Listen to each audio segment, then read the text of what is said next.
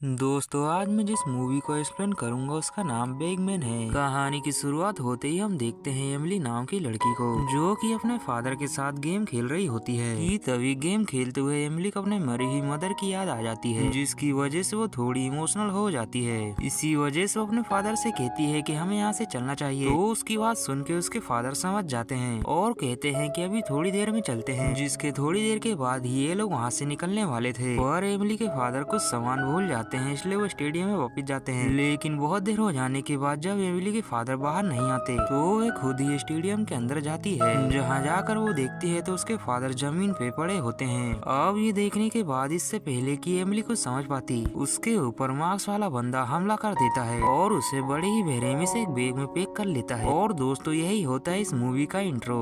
इसके बाद हम देखते हैं पेट्री को, जो कि लकड़ियों का काम किया करता है। पेट्री का दोस्तों एक हंसता खेलता परिवार होता है, जिसमें उसका एक बेटा और उसकी वाइफ होती हैं। इन लोगों ने आज अपने दोस्तों को घर पे पार्टी में बुलाया था, जहां ये सभी मिलके दिन भर काफी ज्यादा एंजॉय करते हैं। और फिर शाम होने के बाद जब पैट्रिक सामान को फेंकने के लिए जाता है तो वह देखता है कि उसके घर के पीछे की लाइट बंद चालू हो रही थी। और ये होने के बाद उसको कोई पीछे से आवाज भी लगाता है, जो सुनकर पैट्रिक हैरान तो होता है, लेकिन ये आवाजें जंगल से आ रही थी। अब पैट्रिक उन आवाजों को फॉलो करते हुए जंगल के अंदर चला जाता है और थोड़ी अंदर जाने के बाद उसके ऊपर एक जानवर हमला कर देता है। लेकिन वह जानवर इतना छोटा होता है कि उससे बचकर पैट्रिक भाग आता है। अब पैट्रिक घर आने के बाद राहत की सांस लेता है और डर के ख्यालों में डूबा हुआ पैट्रिक अपने बचपन के दिन याद करता है, जब वो एक दिन अपने दोस्त के साथ जंगल में गया तो जंगल में काफी अंदर उसे एक गुफा दिखाई दी, जिसको देखकर ये दोनों उसके अंदर गए। लेकिन पैट्रिक के दोस्त के ऊपर वही मार्क्समैन हमला कर देता है और ये हादसा पैट्रिक ने अपनी आंखों से देखा, जो देखकर उसके अंदर उस मार्क्समैन का डर समा गया। फिर से कहानी प्रेजेंट टाइम में शिफ्ट होती है, जहाँ पैट्रिक का बेटा अपने घर के गार्डन में खेल रहा था और उसकी मदर उसे वॉच कर रही होती है। इसी के साथ ही साथ वो अपने ऑफिस का काम भी कर रही होती है कि तभी जैक को खेलते हुए कोई जंगल से आता हुआ दिखाई दिया, जिसे देखते ही जैक उसकी ओर जाने लगा।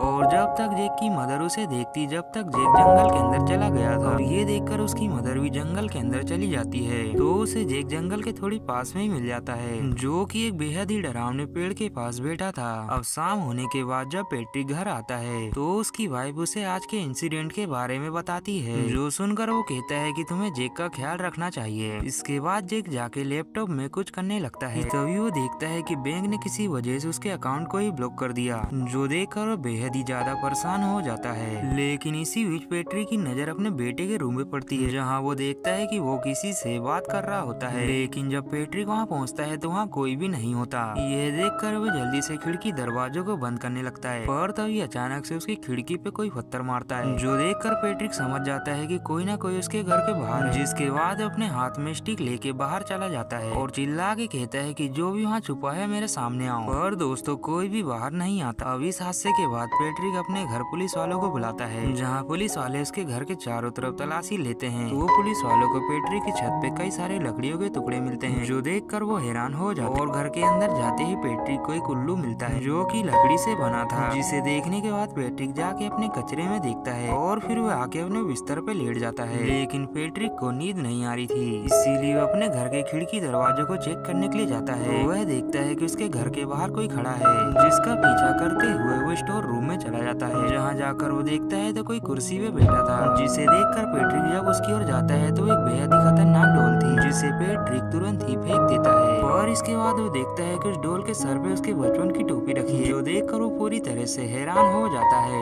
और वो तुरंत ही अपने स्टोर रूम को बंद कर देता है और अपने घर के अंदर आने लगता है। और वो देखता है कि उसके मेन डोर को किसी ने अंदर से बंद कर दिया, जिसे वो काफी ज्यादा ट्राई करके खोलने की कोशिश करता है, और बहुत कोशिशों के बाद वो उस डोर को नहीं खोल पाता। इसी बीच वो देखता है कि उसके घर के अंदर कोई मार्क्समैन घूम रहा है, जो देखकर वो जल्दी से खिड़की को तोड़ के घर के अंदर आ जाता है। और अंदर आने के बाद वो सबसे पहले अपने बीवी बच्चों के पास जाता है। इसी बीच वो मार्क्समैन वहाँ से भाग जाता है। अब एक बार फिर से पैट्रिक अपने घर पे पुलिस वालों को फिर बुलाता है और रात में जो हुआ उन सारे किस्सों के बारे में बताता है। और उनके जाने के बाद वो टोपी को लेके अपने दोस्त के पास जाता है और दिखाते हुए कहता है कि ये देखो, जो देखकर उसका दोस्त भी हैरान हो जाता है। इधर हम देखते हैं कि पैट्रिक की वाइफ अपने बेटे को लेके बाहर गई होती है और उसका बेटा वहाँ के झूलों को झूल रहा होता है कि तभी उसका बेटा जेक आके उसके पास कुछ पर्चे देता है और जब वो उसे खोल कर देखती है तो उसमें जेक की तस्वीर होती है जिसके साथ उसका बेटा और वो खुद भी साथ में थी। अब इन तस्वीरों को देखकर इससे पहले कि ये कुछ समझ पाती जेक के चीखने की आवाज आती है और जब उसकी मदर जाके देखती है तो वहाँ पर वही मार्क्समैन होता है जो कि जेक को अपने साथ ले जा रहा था और ये देखने के बाद हमें अगले ही पल पता चलता है यह तो पैट्रिक का एक भयानक सपना होता है जिसे देखने के बाद वो बहुत ही ज्यादा घबरा जाता है। जिसके बाद अगले दिन पैट्रिक की वाइफ अपने घर साइकियाट्रिस्ट को बुलाती है और पैट्रिक अपने बचपन में हुए हादसे के बारे में उसे बताता है जो सुनने के बाद वो साइकियाट्रिस्ट कहती है कि शायद तुम इन दिनों जिससे डर रहे हो है तुम्हारा बचपन का ही महज डर हो, तो जितना हो सके तुम उससे मत डरो। अब पैट्रिक और उसकी वाइफ को बाहर जाना होता है इसलिए वो अपने बच्चे को उसकी आंटी के पास छोड़ जाते हैं। लेकिन हम देखते हैं कि उस आंटी के घर में भी अजीब चीजें होने लगती हैं जहाँ अजीब चीजों के साथ लाइट बंद चालू होने लगती है। तभी दरवाजे पर किसी के आने की हलचल होती है और जब वह लड़की दरवाजे से झांकती है तो वही मार्क्समैन होता है जिसे देखने के बाद वो लड़की कहती है कि यहाँ से चले जाओ और ऐसा कहते ही वो दरवाजा अपने आप ही खुल जाता है जो देखकर वो लड़की जेक को लेके वहाँ से भागने लगती है और वह मार्क्समैन अंदर आके उन दोनों के ऊपर हमला करने के लिए जाता है पर इतने में वो लड़की सिक्योरिटी अलार्म को बजा देती है जिसकी वजह से वहाँ पे पुलिस पहुँच जाती है जिसके बाद वो लड़की और जेक दोनों ही सलामत होते हैं। अब घर आने के बाद पैट्रिक सोचता है कि अपनी फैमिली को कैसे सलामत रखा जाए, इसी वजह से उसको नींद भी नहीं आती। तभी अचानक से वो जेक के चिल्लाने की आवाज बाहर से सुनता है और जब वे बाहर जाके देखता है तो मार्क्समैन उसके बच्चे को लेके भाग रहा था जो देखकर पैट्रिक उसका पीछा करते हुए जंगल में चला जाता है और वह मार्क्समैन उसके बेटे को लेके उसी गुफा में जाता है। पर उस गुफा में जाते ही पैट्रिक को समझ आता है कि यहाँ पर उसका बेटा नहीं है बल्कि मार्क्समैन ने उसके बेटे की आवाज को रिकॉर्ड करके यहाँ बुलाया और जितनी देर में वो कुछ समझ पाता वो मार्क्समैन उसके ऊपर हमला कर देता है जिसके बाद देखते ही देखते वो मार्क्समैन उसे अपनी दुनिया में ले जा लेता है। और जब तक ये बात पैट्रिक की वाइफ समझ पाती है तो वह पुलिस वालों को लेके जंगल में अपने पति की तलाश करती है और बहुत तलाश करने के बाद वो कहीं भी नहीं दिखाई देता जिसके हम कुछ हफ्तों बाद का समय देखते हैं जहाँ पैट्रिक की वाइफ अपने बेटे को लेके यहाँ से दूसरे टाउन शिफ्ट हो रही होती है और यहीं पर इस कहानी का दी एंड भी हो जाता है।